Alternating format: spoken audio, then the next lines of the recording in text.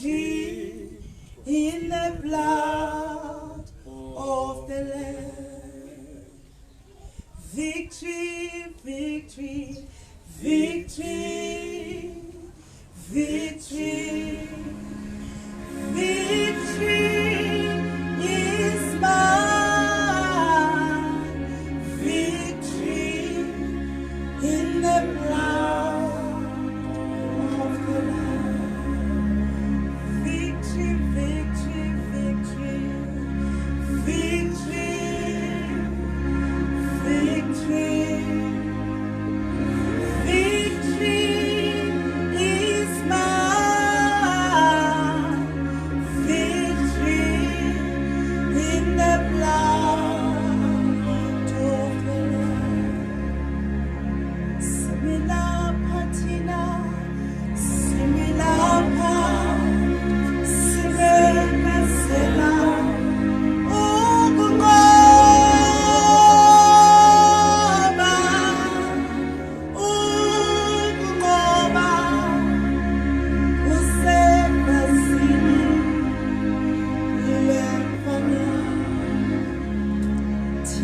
Similar panje, similar pa, similar sela,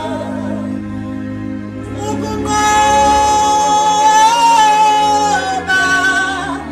yebo ukungoba, usekazini, lemfana. Victory, victory. Victory, victory, victory is mine. Victory in the blood of the Lamb. Victory, victory, victory,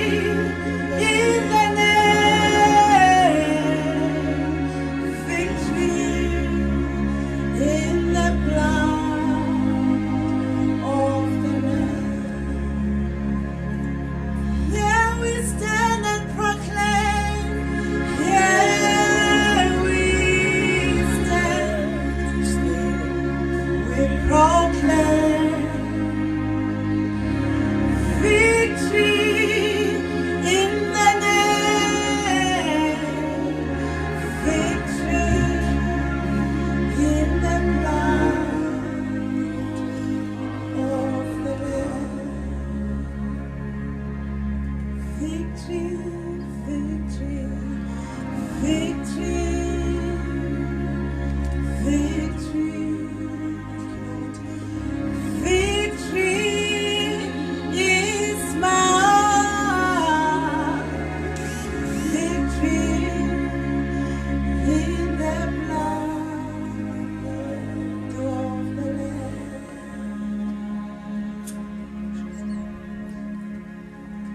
Baba egameni lika Jesu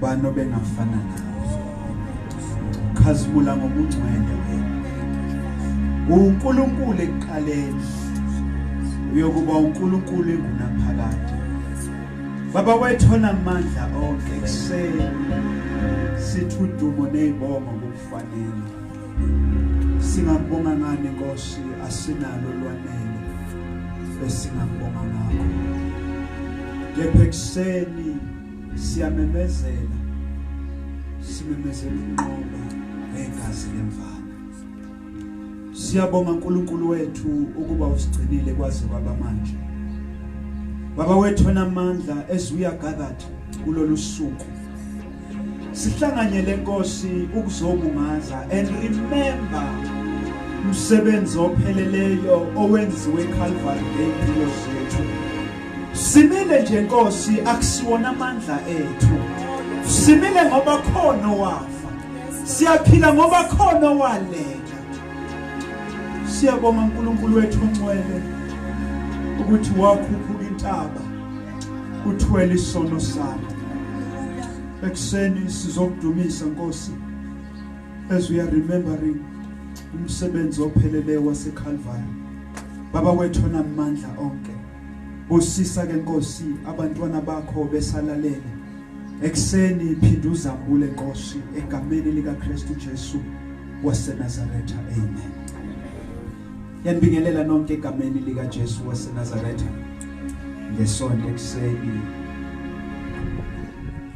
usuku laziwa ngokuthi iResurrection Sunday usuku lovuko amen ngizocela siyezwini masinyane as you can see etafuleni ukuthi sinesidlo that we are supposed to partake kuso ngiyacela bengicelile kusukela on Friday ukuthi abazalwane belungise ama elements adingekayo for ukuthi bepartake kanye nathi etafuleni lenkosi lapho sikhumbula khona umsebenzi owenziwe eCalvary masinyane ngicela sivule izwi kuGenesis chapter 4 sizofunda uverse 10 kuphela siphinde sifunde kuma Hebrews chapter 12 sizofunda uverse 24 kuphela ngicela ukufunda ngenxa yesikhathi Genesis chapter 4 verse 10 and he said what have you done the voice of your brother's blood cries out to me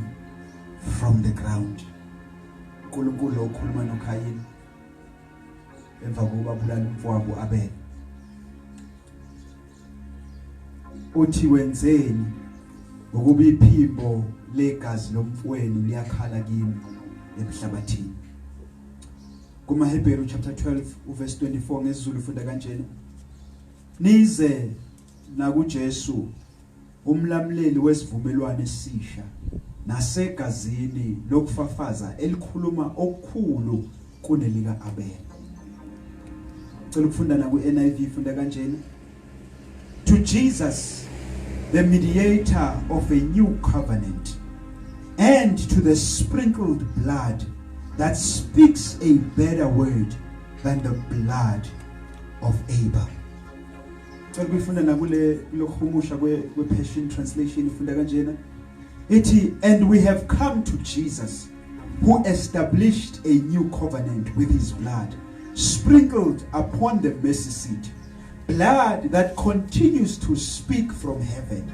forgiveness a better message than Abel's blood that cries from the earth justice Heavenly Father busisa ukufunda kwezwi lakho sisize Nkosi ngalo zambule ke Nkosi ngendlela eyisimanga may you feed each and every one of us according to idingo zethu ngezwi lakho namhlanje egameni lika Kristu Jesu amen and amen Resurrection Sunday what is the meaning of Resurrection Sunday I am sure there are some people ababuza nayo ukuthi the main event yenzeka ngolwesihlanu uJesu lengesiphambanweni now what is important ngalosuku la namhlanje and Paul in dealing with the subject as well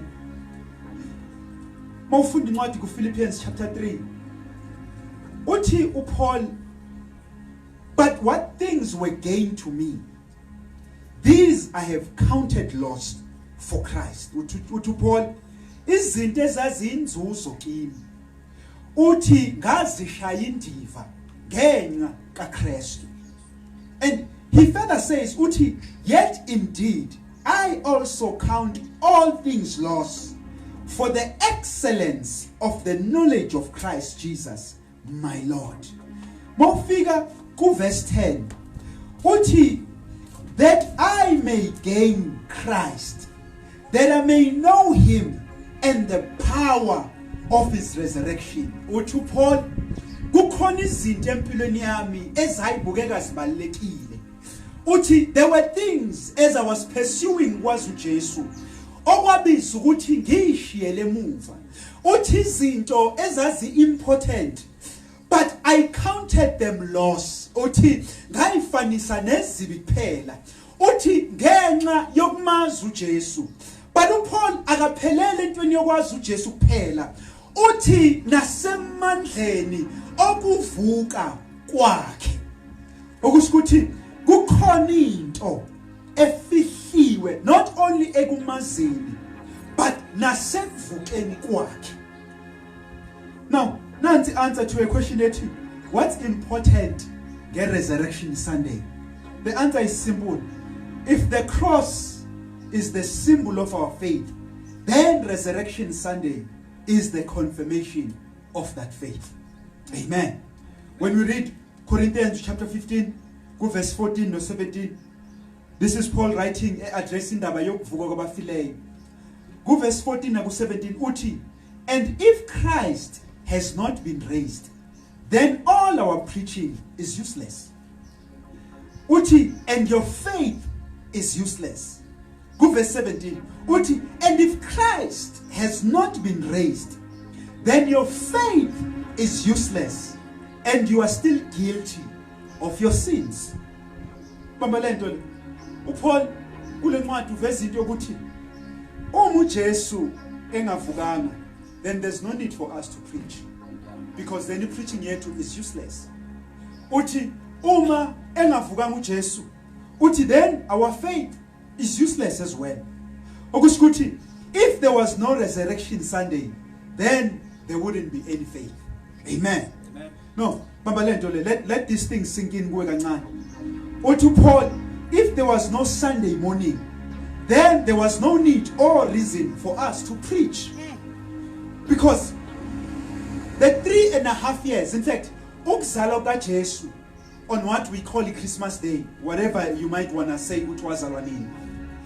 Uthi Paul, the 3.5 years when ministry kaJesu ehamba emhlabeni, uthi Paul, all the preaching kaJesu ayenza, uthi the pain, uthi the 6 hours ayihlala esiphambanweni, uthi the pain, the suffering, uthi the shame that he went through uJesu, uthi if akavukanga on Sunday, all of it would have been useless.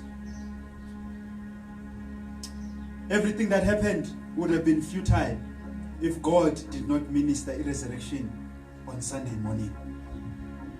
So Sunday morning was God's response to the case I presented Jesus phambanweni. Sunday morning uNkulunkulu confirmed and declared the work of the cross as a success. Ukuthi on Sunday morning uNkulunkulu ngokuvusa uJesu wabeka istamp sokuthi everything eyenzeka on Friday, I declare it a success. Which is the reason why thina as abazalwane, we do not worship uNkulunkulu on a Saturday, but we worship him on Sunday, because on Sunday is when our faith was confirmed. Amen.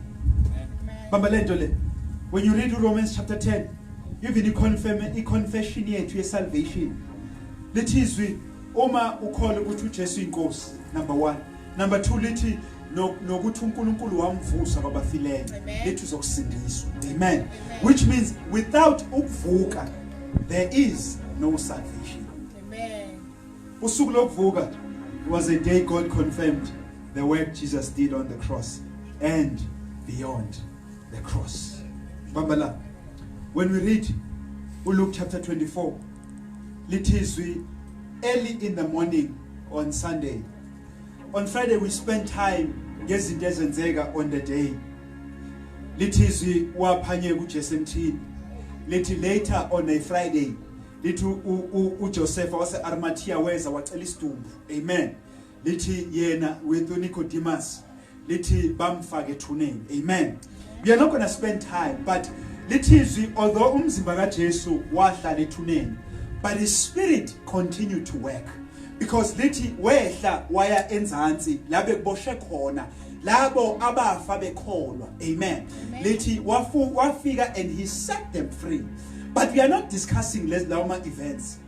But on Sunday early morning masifunda ku Luke chapter 24, lithi abesifazane uMaria nabanye babesifazane uMaria Magdalene lithi bahlangana, lithi ba-organize ama-spices ukuze beyogcoba isidumbu sikaJesu. Hallelujah. Amen. Now lithi as they were walking towards ithuna likaJesu, lithi they were worried, lithi babe worried ukuthi sizoliginqala ubani itshe elisethuneni. Amen.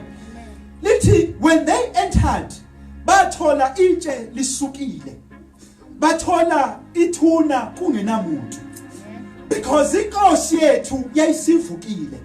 And the reason we are standing here and preaching is because ithuna lakhe lathola lingenamuntu, okusikuthi yavuka inkosi yethu. Lithi mabelunguza, lithi babona amadoda amabili kwakuyizingelosi, and babuza besifazane ukuthi nimfunelani ophilayo kwabafileyo na. Babinto ithi ingelosi akekho lana uvukile kwabafileyo, uthi khumbulani anitshela kona. Amen. Now ngifuna sibambe into ethi laba besifazane bahamba bayethuneni bakhathazekile. Amen. And iwari is a result yokukhohlwa izwi laNkulunkulu. Ithi ingelosi nikhathazwa yini? Because kukhona into antshela yona. And the reason you are so worried is because you forgot izwi laNkulunkulu. I am here to declare ekseni ukuthi the reason sometimes siphila impilo esigcwele ukusaba kangaka, the reason sometimes we go through impilo with worry and stress and depression is because we are so quick ukukhohlwa ukuthi uNkulunkulu utheni. Uthi uNkulunkulu inyawo lakho alikushelelela. Uthi uNkulunkulu lapho ungena emanzini amakhulu, uthi lapho usemlilweni omkhulu, uthi ngizoba nawe. But into yenza ukuthi when we go through izinto empilweni, it yenza ukuthi masibhekana nezimo ezinzima bese sigcwala ukuthuka nokusaba nokukhathazeka, is because njengalabo besifazane siyakhohlwa ukuthi uNkulunkulu utheni ezwini lakhe. Bamba lento le. Into yenza ukuthi behambe beyethuneni bekhathazekile ukuthi babekhohliwe ukuthi uNkulunkulu noma uJesu wayetheni kubo. Wayetheni ngizovuka. Okusho ukuthi idwala likhona noma itshe lingekho ngizovuka. Amen. Bamba lento le. When we are dealing with indaba yokuvuka kaJesu, there are three possibilities that we have to look at. There are three scenarios ake ahlalela phansi abhekwa ukuze ku discuss noma ukuze si rationalize into yokuthi uvukile uJesu na. Now lama options are three ake a discusswa to try and make sense of yonke lento. Are involved into ezithu. Number one is the power, okusho ukuthi the ability to do it. Number two is the motivation, the reason to do it. Okusho ukuthi kwake kwaba ne caucus ukuthi let us discuss ukuthi what are the possible things that could have happened esidumbini sika Jesu before we can say ngempela uvukile. Number one, kwakune option ethi uJesu akavukanga. In fact, abafundi bakhe beza bazotshontsha isidumbu sakhe. Amen. Now kulezinto engibalile, motivation and power, which is ability. Abafundi had motivation because ukunyamalala kwesidumbu sika Jesu bekuzoqhubha into abayikholayo nabantu bebezothi impela shuthi uJesu uvukile. Okusho ukuthi abafundi had the motivation, which is the reason to do lento. Amen. But the problem ngale scenario noma ngale possibility ukuthi ethuneni kwahayariswa a military kwakunama soldier, men who were well trained and experienced were sent to guard ithuna lika Jesu. And now the problem ngabafundi ukuthi they were just mere people, babe ngabadobi majority yabo.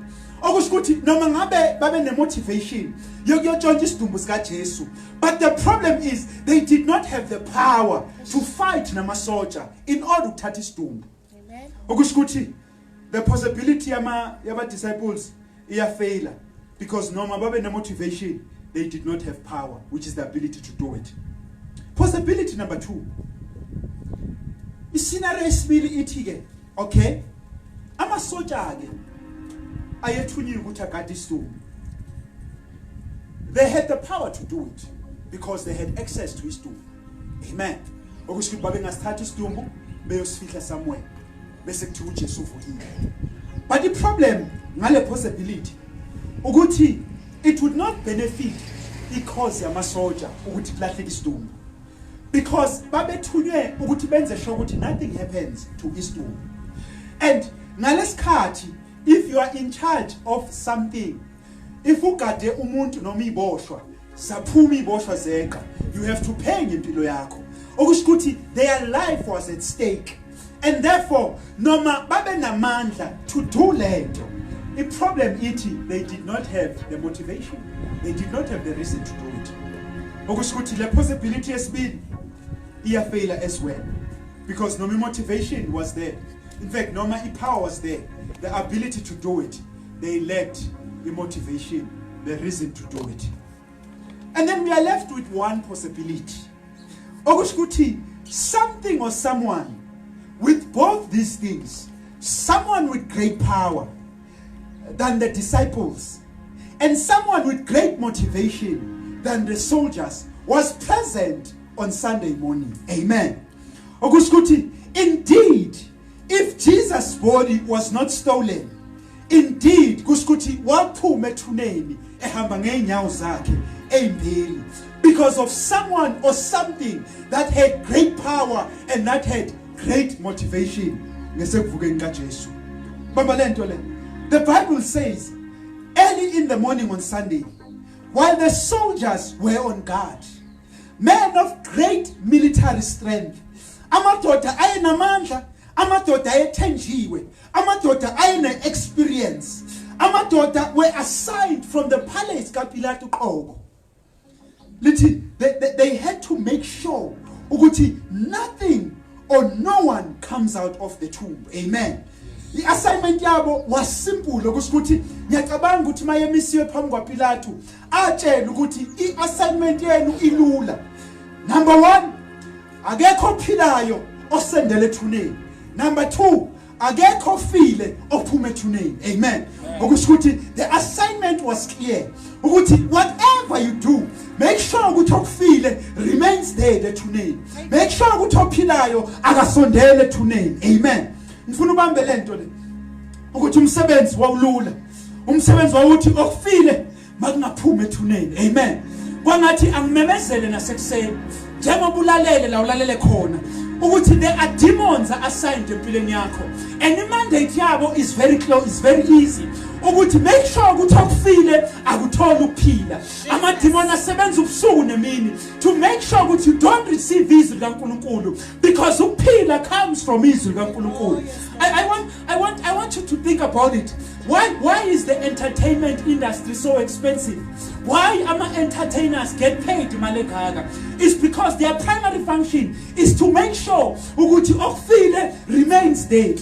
Why religion is paying kangaka? A religion which is not the truth, because the primary function yayo is to make sure ukuthi okufile remains dead. Amen. Amen. Primary function ka Satan was to make sure ukuthi okufile akuthola ukuphila, and yet to make sure ukuthi abaphilayo abasondeli kuloko okufile. Kwabonakala sengathi they are succeeding, because the whole Saturday kwabonakala nathi nothing was happening above ground. Hallelujah. In them kwabonakala nathi mission is being accomplished, because selokho engenile ethuneni asikakezwa lutho onyakazayo. Amen. Kuba sengathi vele okufile will never receive life. Ngoba ngathi vele okufile akuyi kuthola ukuphila because simile and we are making sure of that. Bamba lento le. Mhlawumbe khona nayo. Empilweni yakho kubonakala ngathi uSathane uyawina because ayikho into ehamba kahle. Kubonakala ngathi usitha siyaphila because ekhaya impilo ayikho kahle. Because nakuwe emzimbeni impilo ayikho kahle. Noma ubheke emshadweni wakho impilo ayikho kahle. Noma ubheke emsebenzini wakho impilo ayikho kahle. Noma ubheke abantwana bakho impilo ayikho kahle. Kwakubonakala sengathi yonke into ihamba kahle for uSathane because ayikho into ebiyenzeka ethuneni. But I want you to praise God because when the time is right, ayikho into engavimbi uNkulunkulu. Lithizwi on Sunday morning besagadile, suddenly there was earthquake. Lithi kwanyakaza umhlaba. Lithi a great light from heaven yashina phezu kwalendaba bekuyo. Bamba lento lithi iBhayibheli, the men nezikhali zabo lithi they couldn't move because of amandla. The Bible says kwaba ngathi balele but babengalelanga.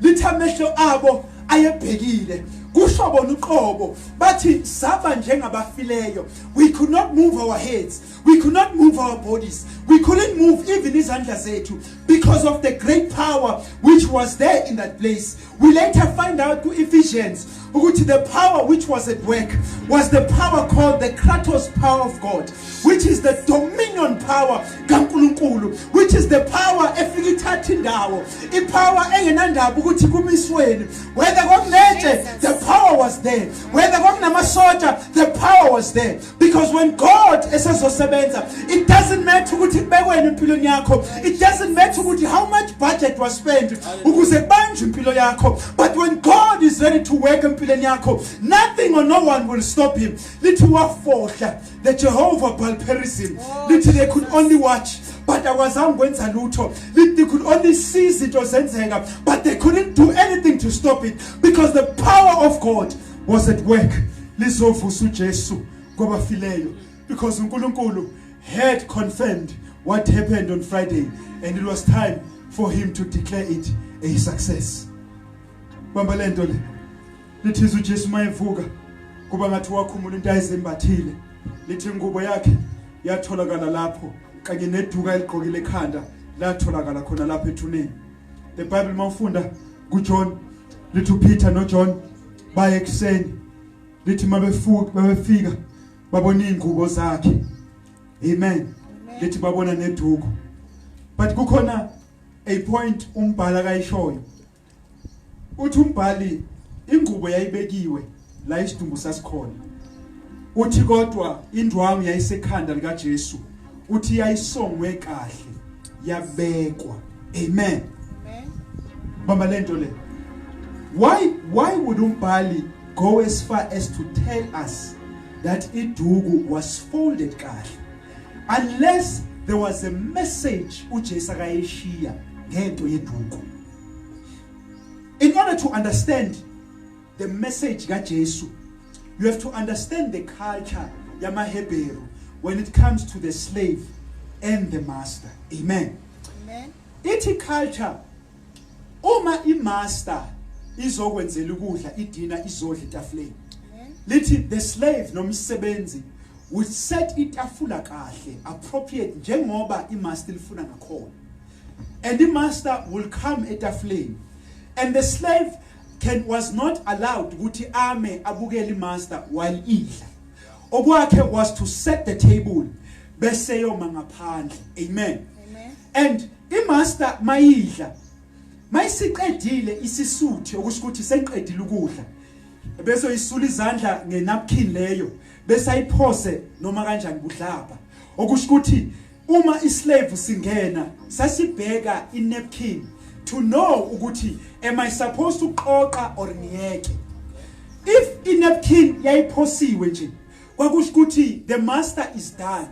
Amen. Okusho ukuthi he's no longer coming back kule tafula. Okwami ukuthi ngiliqoqa. But umi master idlile but isazobuya izoqedelela yayifolda kahle in napkin and put it nicely next to his seat yayo.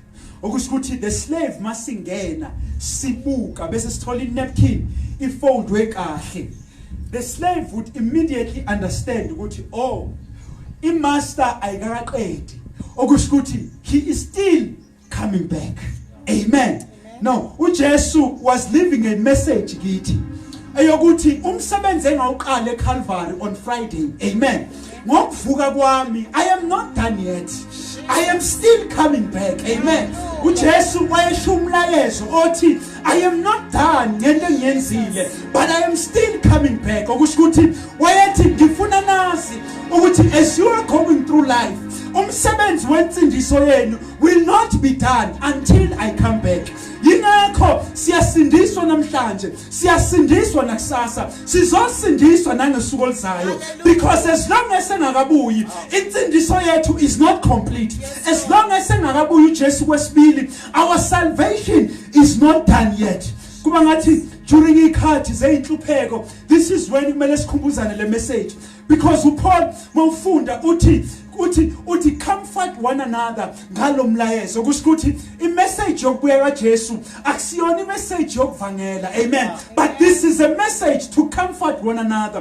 Okusho ukuthi as we are going through things empilweni, we need to remind one another ukuthi our Lord is still coming back.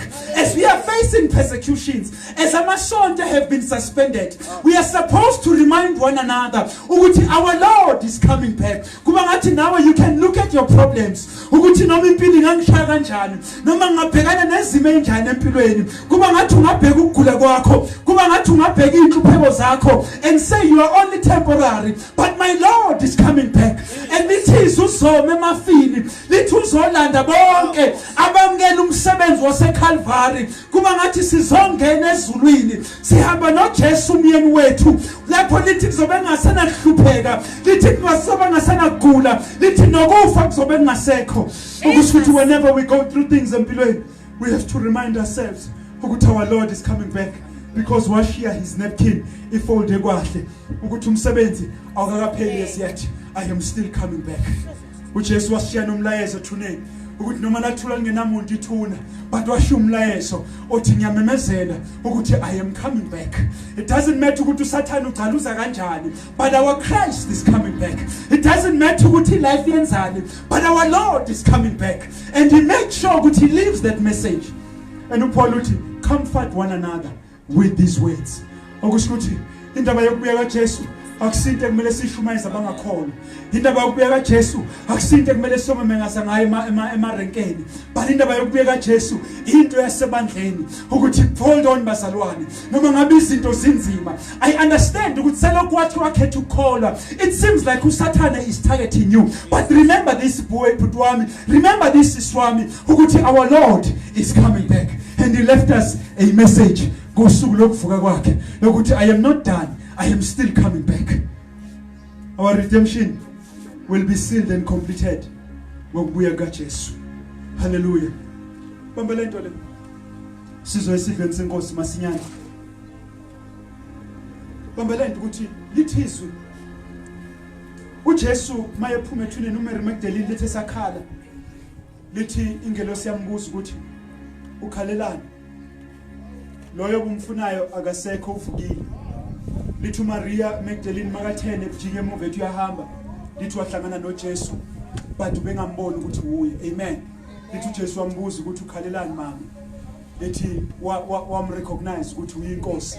Lithi uMary Magdalene wathi uyambamba uyamanga, wathi uJesu ungasondeli kimi because angakayi kuBaba. Amen. But mfuna ubamba ukuthi later mayefika phambi kwabafundi, lithi besahlangena abafundi, lithi bethukile because of everything yenzakalile during this week. Lithi uJesu wangena umnyango ungavulwanga. Amen. Oh, yes. Because wayesembethe umzimba omusha. Hallelujah.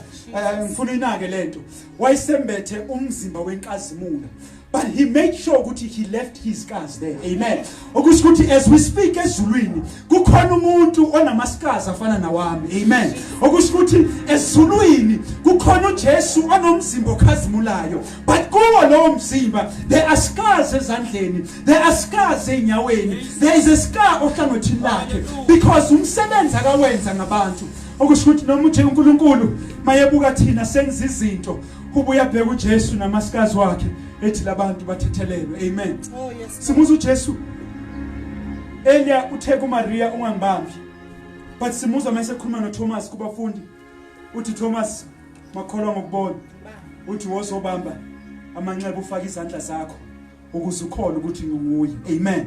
Amen.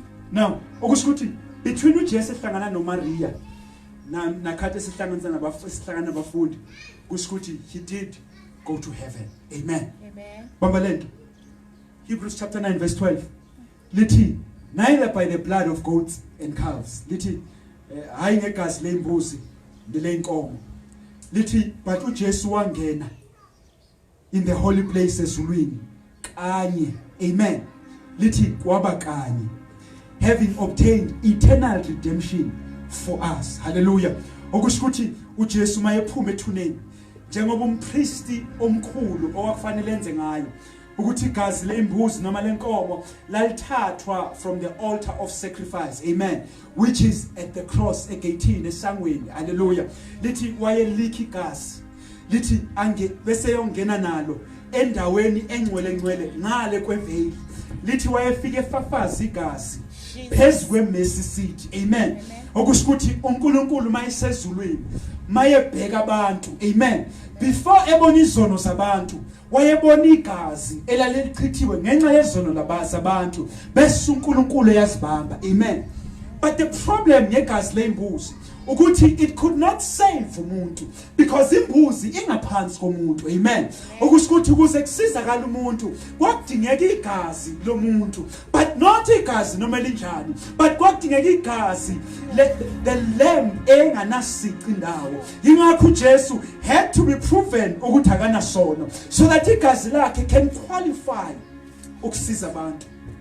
Baba lezi lezo 3 uJesu wayengumpriest omkhulu ngokuphelele lithi not in the order yabalevi but lithi in the order kaMelchizedek. Amen. Olithi wayenganasiqalo wayenganasiphelo elithi wayenganasuku lokuzalwa wayenganasuku lokufa. Amen. Okusho ukuthi he is a high priest eternally forever. Elithi uJesu akangenanga okwesibili ngegazi leimbuzi. Amen. Lithi wangena ngegazi lakhe kwi-sanctuary kaNkulunkulu and bambinte ukuthi akangenanga kwi-sanctuary yasemhlabeni which was a shadow and copy, but lithi wangena ezulwini in the real thing. Lithi ngegazi lakhe walifafaza phezu kwemesi seat ezulwini. Bamba lento yesi3 ukuthi uJesu wangena kay1 and he obtained his salvation for abantu once and for all. Amen. Abapristi kwakumele bavuselele unyaka nonyaka bari umsebenzi owenziwa uJesu wenziwa kwabakwani okusho ukuthi ngegazi lakhe wavela phambi kwaBaba wafike wafafaza in the mercy seat. Amen. Bamba lento esikhona namhlanje ngizokushare nomlayezo othi kukhona igazi elikhulumizwe ngcono. There's blood that speaks a better word. KuGenesis sesizothandaza ku chapter 4 verse 10 lithi uKayin emva kokuba bulala umfowabo Abel lithi igazi lomfowabo lakhala in the ground. Amen. Okusho ukuthi from the scripture we learn ukuthi igazi linephuyimbo enigazi liyakhuluma. Amen.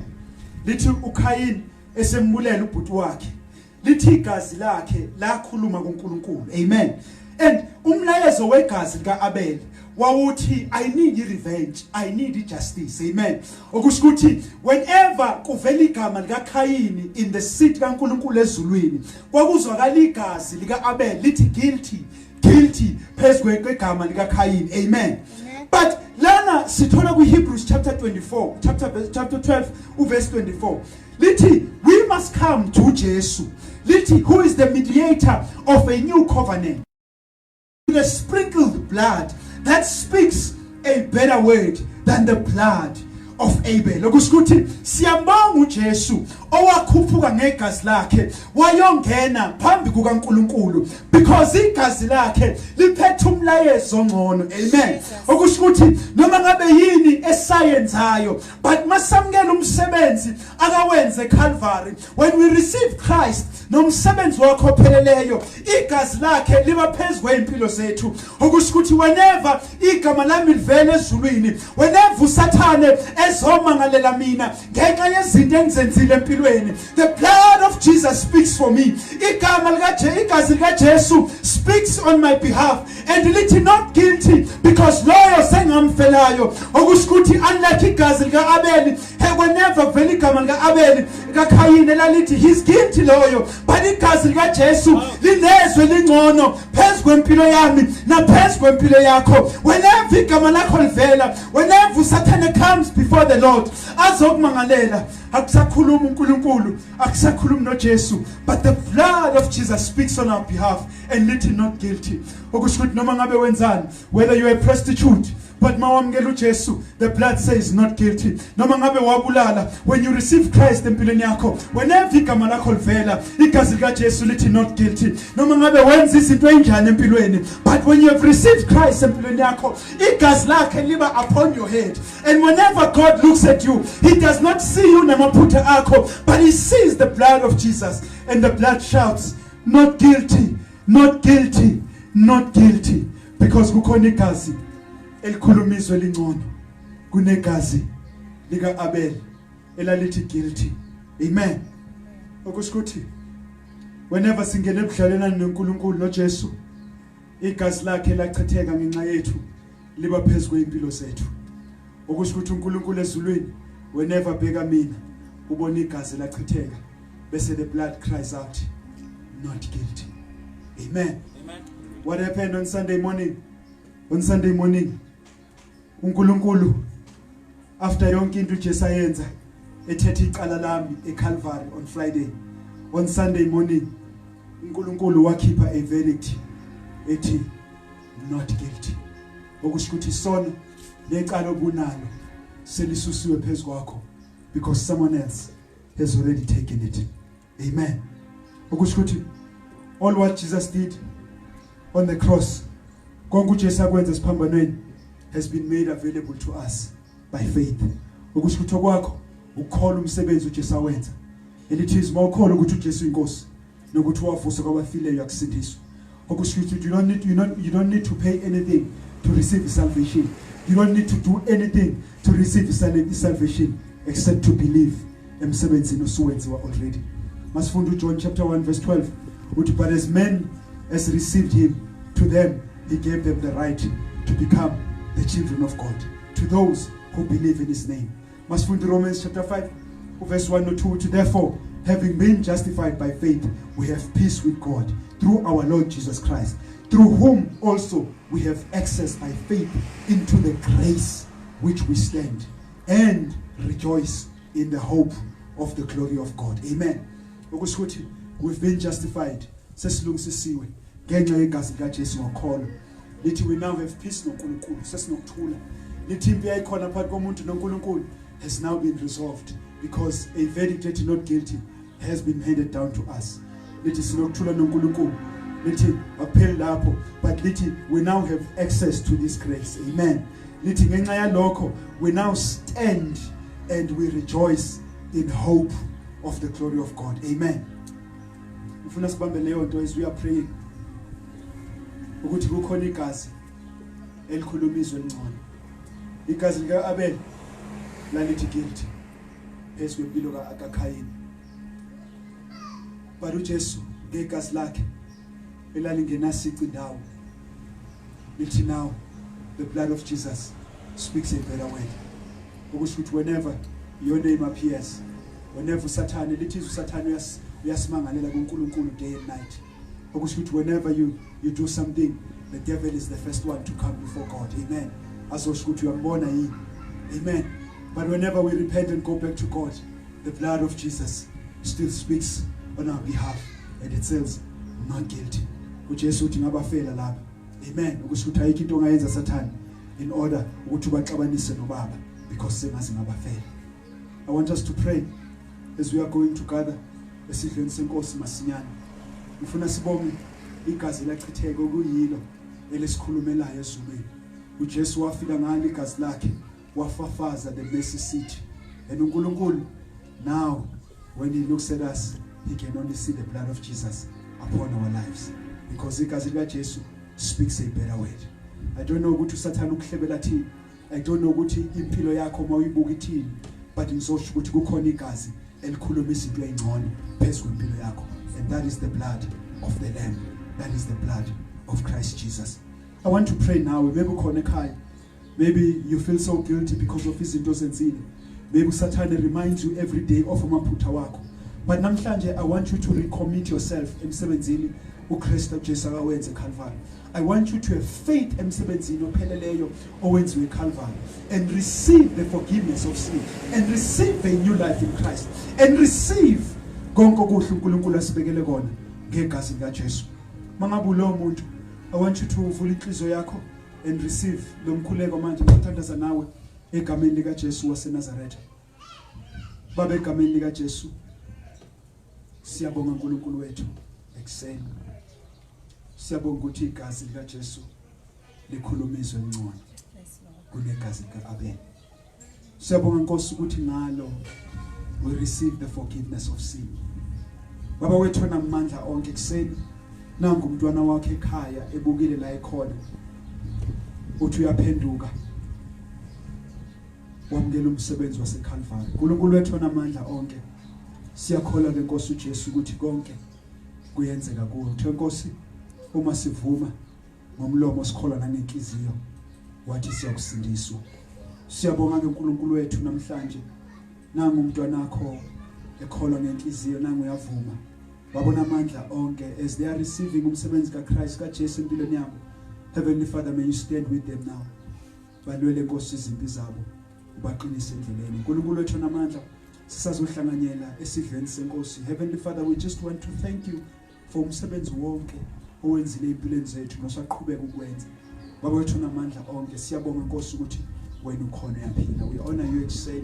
We give you glory in the wonderful name of Jesus Christ. Amen. Sizoyohlanganela esidlweni senkosi kafushane nabazalwane as I had asked kubazalwane ukuthi nilungise konke lokho esikudingayo ukuze sizohlanganyela kahle esidlweni senkosi. Ngiyathemba ukuthi those abasesimene si right ukuba bengahlanganyela kanye nathi. Before sizodla isidlo, I want to give an opportunity. Mhlawumbe umzalwane yakholwa but you've messed up there and there and you just need ukuthi uyibuyisele enkosini ukuze uyilungisele kahle, because uPeter uPaul uthi bonke abadla kunge bring ama dangers upon impilo zabo. So kushukuthi I just want to offer you that opportunity ukuthi let me just pray with you. Just confess whatever it is in your spirit, and uNkulunkulu is faithful ukuthi izona that we can partake kulesidlo sonke ngendlela efaneleyo. Let me just pray now. We're not because of whatever that I've went through. Mhlawumbe kukhona into engikwadisile earlier. Mhlawumbe kukhona into engiyenzile engazi ukuthi phambene nezwi kaNkulunkulu.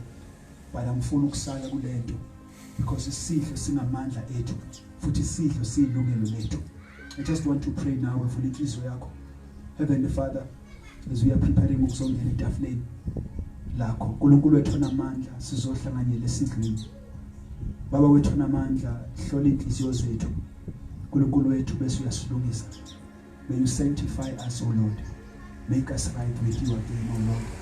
Ngegama likaJesu. uNkulunkulu wethu ngcwele, we confess kuwena konke sikwenzileyo. Baba wethu namandla onke silangazelele Nkosi to please you ngakho konke. Lithizwe ngaphandle kokukholwa siyakuthokozisa. Siyakholwa ngeNkosi ukuthi ukhona nokuthi uyaphila. Baba wethu namandla lungisa ngeNkosi inhliziyo zethu manje.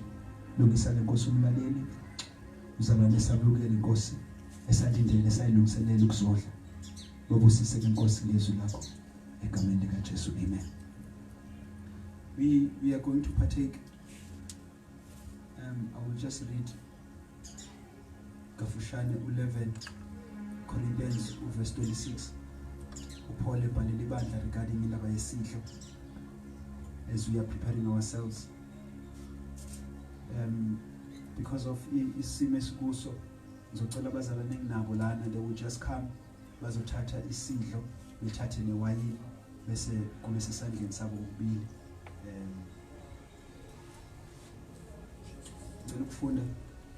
For I pass on to you what I received from the Lord himself.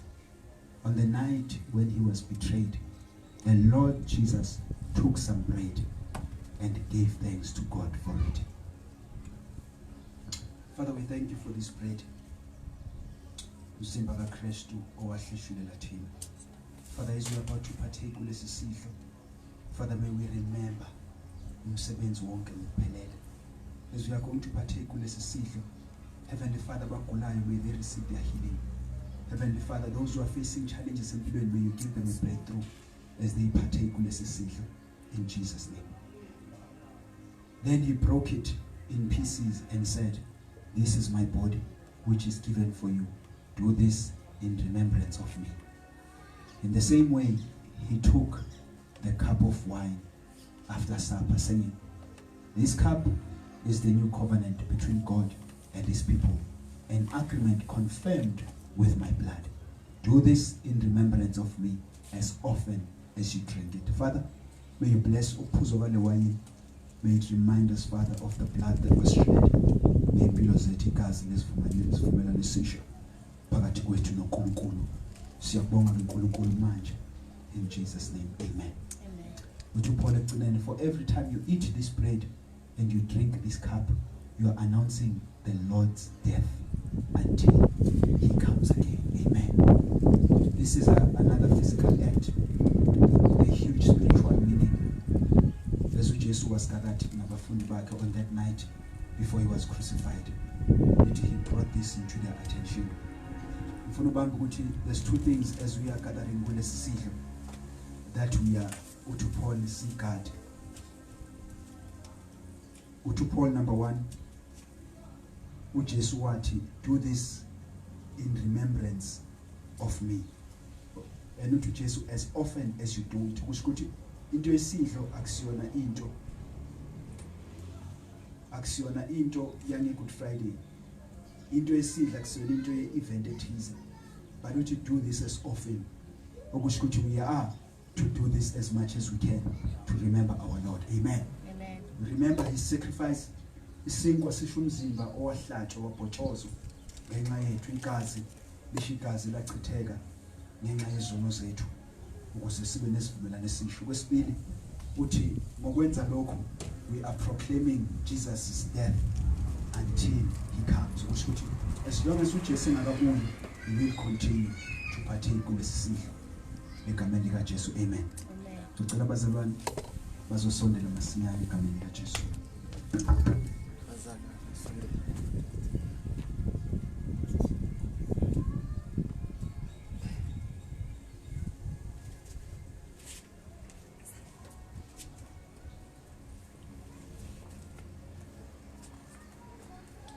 Solindana.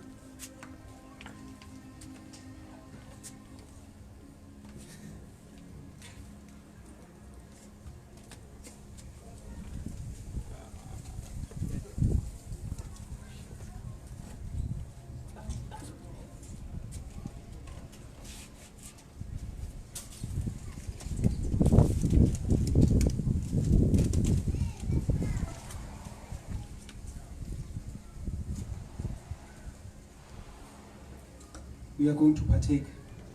Sizodla isinkwa bese siphuza negazi. Amen.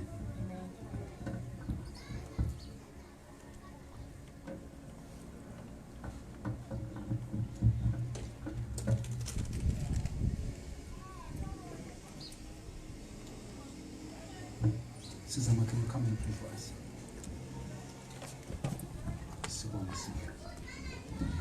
Baba wethu ngcwele, ngoyise Nkosi yethu Kristu Jesu, siyabonga uNkulunkulu wethu namandla onke.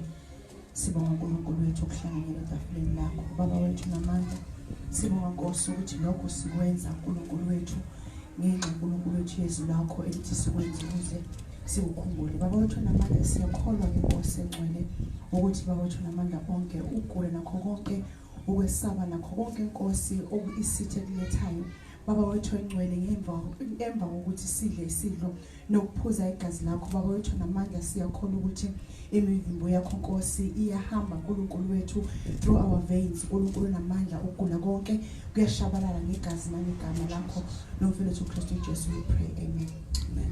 Ngicela ukuqala ngicela sime ngenyawo thina sikhona kule ndawo as we are going through our prayer points as we are closing namhlanje. We are going to pray for a refilling of our strength. We are praying for a refilling of our strength. Heavenly Father, siyabonga Nkosi ukuthi as we are partaking kulesi sidlo siyagcwalisa kabusha namandla. Mangabe noyedwa ozophuma ebuthaka. Mangabe noyedwa uNkulunkulu ozozizwa ebuthaka because of your blood and your flesh, Heavenly Father, that we have just partaken kuyona. Siyabonga uNkulunkulu wethu in Jesus name. Amen. Number 2, we are praying for the activation of spiritual gifts. We are praying for activation of spiritual gifts in the body of Christ. Heavenly Father, we are praying, oh Lord, ukuthi namhlanje kule ndawo abalalele uNkulunkulu wethu emakhaya uyavuselela ke Nkosi, you are stirring up gifts uNkulunkulu oyibekile phezulu kwabo. Heavenly Father, those you've given a word of wisdom, let them speak. Those you have given a word of prophecy, let them prophesy. Those you have given, oh Lord, gifts of administration, let them do their work. Heavenly Father, zonke izipho zakho uNkulunkulu wethu, may they be reactivated again ebandleni lakho egameni lika Kristu Jesu waseNazaretha. Amen. We are going to pray for more souls to be won in the kingdom of God. Even kulesi sikhathi where it feels as if ibandla has been silenced, where it feels as if ibandla libekele eceleni. But I want us to continue to pray for more souls to be reached even kulesi sikhathi.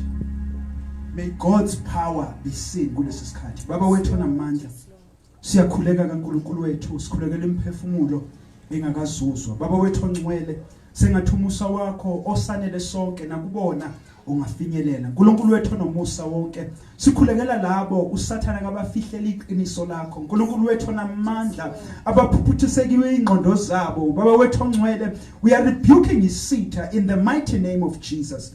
We are calling, oh Lord, abantu abaningi to be saved into your kingdom. May you make opportunities, oh Lord, thambisa inhliziyo zabo moya ngcwele to receive izwi lakho ngokholwa in Jesus name.